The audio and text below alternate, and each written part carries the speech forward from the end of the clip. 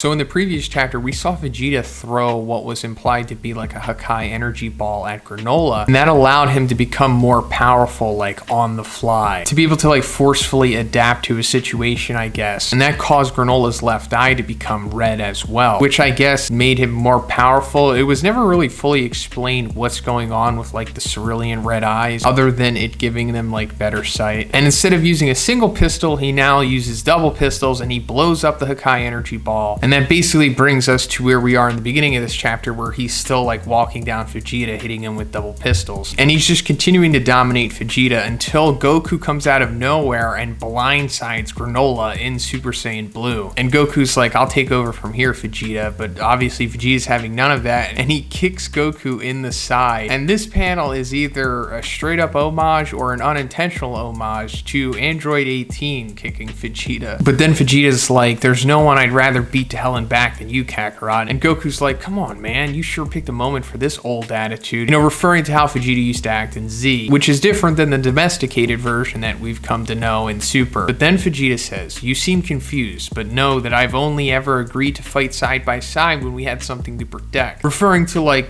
Earth and their families, which is usually the case for these big battles, but here it's not. They're basically like bounty hunters who are on a job, and Vegeta obviously doesn't care about planet cereal, so other than like his own life, the stakes are kind of low for Vegeta. So add that with his Saiyan pride, you get this sequence where Vegeta's saying that he'd pretty much rather die than team up with Goku in a situation that doesn't involve protecting his family. While this is happening, we see Granola coming in, and he's about to Vital Strike Vegeta in the stomach, and rightfully so, because Goku and Vegeta are straight up having a mid-fight argument here with the strongest guy in the universe just like 10 feet away from them. But at the last second, Goku notices what Granola's about to do, and he pushes Vegeta out of the way, which leaves him only getting grazed, but like knocks him into a random building and I guess KOs him for a little bit. So it turns out that Goku has pretty much figured out what's going on with Granola's vital point technique, and that is that Granola looks at the point that he's going to strike first, and then he does the attack. Goku notices this, and he's able to move like an inch to the side at the last second to avoid his vital getting struck, which basically nerfs Granola's technique. But as he solves one problem, another emerges, because he's not strong enough on the offense to be able to take Granola out, despite being able to defend against him now. So then Vegeta wakes up and he's like, I'm tagging in, and he takes over for Goku. And he basically says he's so obsessed about doing this alone because of his stubborn Saiyan pride, which is, you know, it's fine, understandable. But then he says he only just learned to unleash this side of his power, so he won't last long either. He'll most likely hit his limit soon, and this is true because we see Granola like breathing heavily. And then he says, that'll be my opening for victory. Please let me do this alone. And Goku's like, you know, fine, but don't go get yourself killed. Which, is that foreshadowing?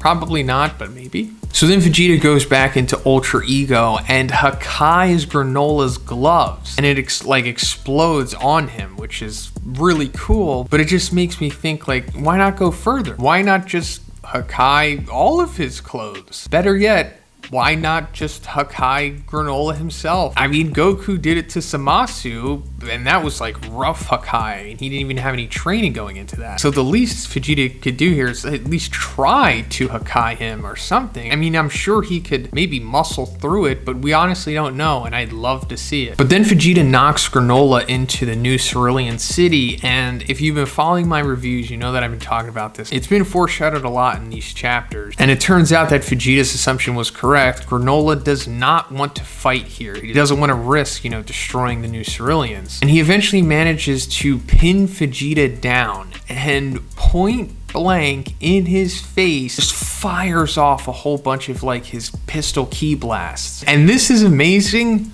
but how does Vegeta survive this? Like, clearly it's been established that Granola is way stronger than him and has been many steps ahead of him for the majority of this fight, and he has him dead to rights, but somehow is not able to kill him with this. But after the smoke clears, we see that Granola's eye regresses back to its normal form, which is interesting because I would have assumed that since he unlocked the other eye, it would just stay that way, but I guess this is implying that maybe that's a form change or a power-up, something that requires stamina. Then a wall falls down and Granola sees a new cerulean mother with her child, and it triggers a flashback in Granola, and we see him as a child running to what looks to be a church, and this lines up with Granola's flashback in chapter 68, when at that point we only saw like his POV. But now it's revealed that in this supposed church is actually his mother. So clearly the new ceruleans are reminding him of what had happened. But at the end of the flashback, we both see them scared, like looking at something. And going back to his flashback in chapter 68, we can assume that this is going to be when that Ozaru Saiyan was like looking into the hole in the roof. And we saw the scar on his face, which heavily implied that he was probably Bardock. And considering what's said at the end of this chapter, I think it 100% confirms that that was in fact Bardock. And we'll get more into him later. But then Vegeta continues to try to play mind games with Granola, trying to get him to come to his senses, saying that like, you know, you're just repeating history by eradicating the Saiyans who had eradicated you. And this sets Granola off, and he's like, no, this was always a peaceful place. You people took everything from us, and I'll never move past that. And then he's like, at last I found my true resolve. I've prepared to burn my very life away. So he's basically going to use all of his energy into one attack and take both himself and Vegeta out. Why?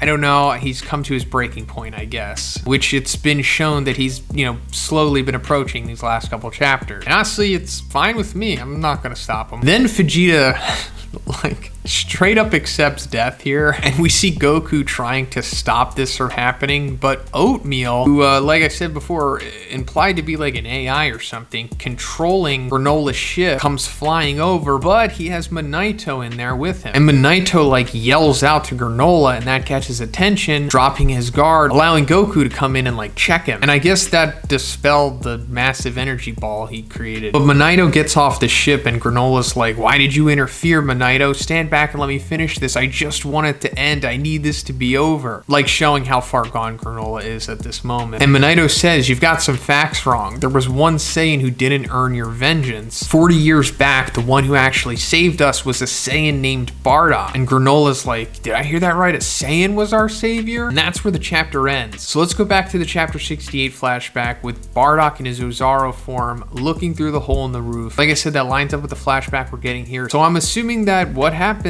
is Bardock sees them and saves them, and apparently he saves Monaito too. This totally makes sense because Bardock is apparently one of the 15 Saiyans who aren't a sociopath. And also Bardock has like been re-established with like the DBS canon. Like we first had that Dragon Ball Minus one shot with him, which I guess was like re-establishing his history. And then of course we had his scene in the Broly movie. And I'm totally on board with this. I like that they're trying to enrich the history of Dragon Ball and develop Goku even more, because believe it or not, you know, 30 years into this character, not everything has been fleshed out yet. Like I don't think Goku even really knows who Bardock is, at least in like the main canon. I think only Raditz has really brought him up. So it's going to be interesting to see Goku find out more about like his family and heritage and stuff like that. But that's pretty much it for the video today, guys. Let me know what you thought about this chapter. I thought it was much better than the previous one. Definitely an improvement. So there's that. But if you like the review, please give it a like and please subscribe if you haven't already. Have a great day, and I'll see you in the next one.